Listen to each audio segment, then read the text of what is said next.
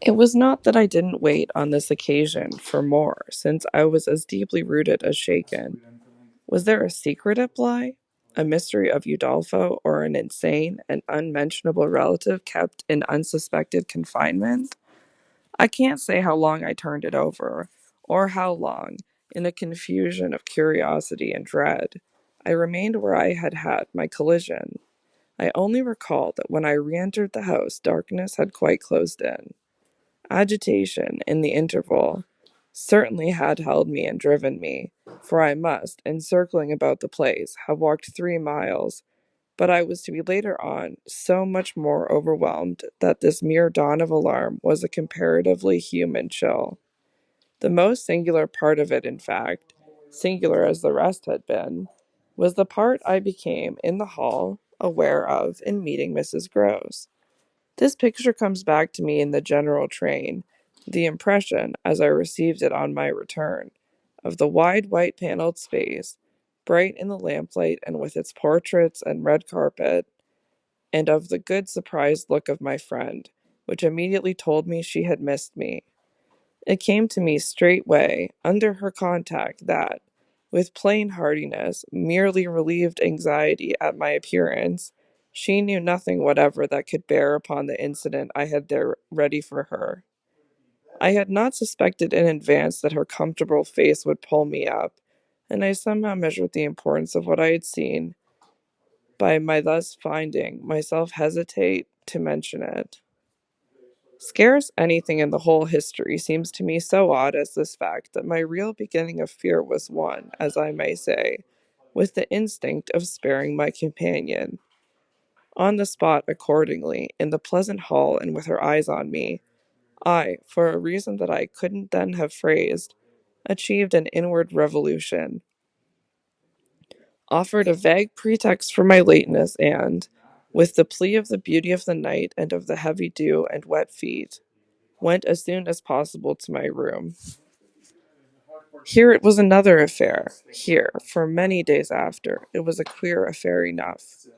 There were hours, from day to day, or at least there were moments, snatched even from clear duties, when I had to shut myself up to think. It wasn't so much yet that I was more nervous than I could bear to be, as that I was remarkably afraid of becoming so. For the truth I had now to turn over was simply and clearly the truth that I could arrive at no account whatever of the visitor with whom I had been so explicably and yet, as it seemed to me, so intimately concerned.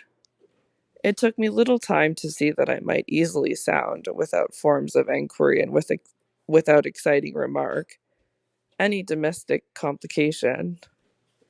The shock I had suffered must have sharpened all my senses.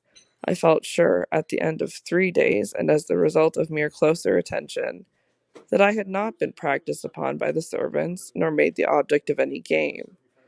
Of whatever it was that I knew, nothing was known around me. There was but one sane inference. Someone had taken a liberty rather monstrous. That was what, repeatedly, I dipped into my room and locked the door to say to myself. We had been, collectively, subject to an intrusion. Some unscrupulous traveler, curious in old houses, had made his way in unobserved, enjoyed the prospect from the best point of view, and then stolen out as he came. If he had given me such a bold, hard stare, that was but a part of his indiscretion. The good thing, after all, was that we should surely see no more of him. This was not so good a thing, I admit, as not to leave me to judge that what essentially made nothing else much signify was simply my charming work. My charming work was just my life with Miles and Flora, and through nothing could I so like it as through feeling that to throw myself into it was to throw myself out of trouble. The attraction of my small charges was a constant joy, leading me to wonder afresh at the vanity of my original fears, the distaste I had begun by entertaining for the probable grey pose of my office. There was to be no grey prose, it appeared, and no long grind. So how could work not be charming that presented itself as daily beauty? It was all the romance of the nursery and the poetry of the schoolroom. I don't mean by this, of course, that we studied only fiction and verse. I mean that I can express no otherwise the sort of interest my companions inspired. How can I describe that except by saying that instead of growing deadly used to them, and it's a marvel for a governess, I call the sisterhood to witness, I made constant fresh discoveries. There was one direction, assuredly, in which these discoveries stopped. Deep obscurity continued to cover the region of the boy's conduct at school.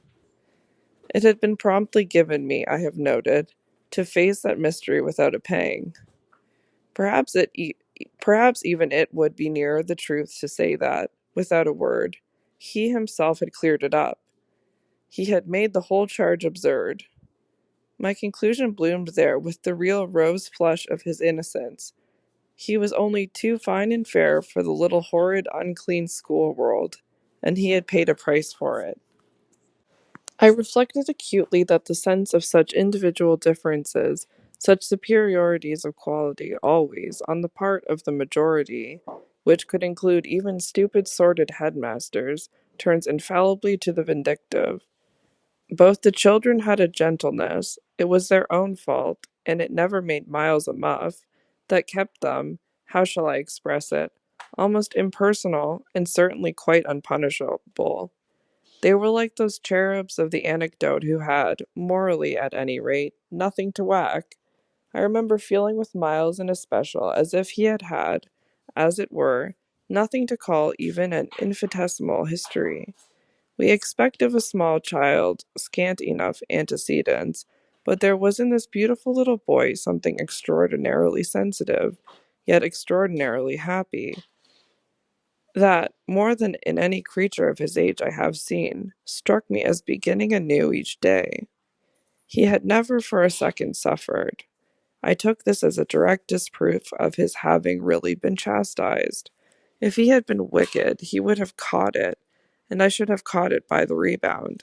I should have found the trace, should have felt the wound and the dishonor. I could reconstitute nothing at all, and he was therefore an angel. He never spoke of his school, never mentioned a comrade or a master, and I, for my part, was quite too much disgusted to allude to them.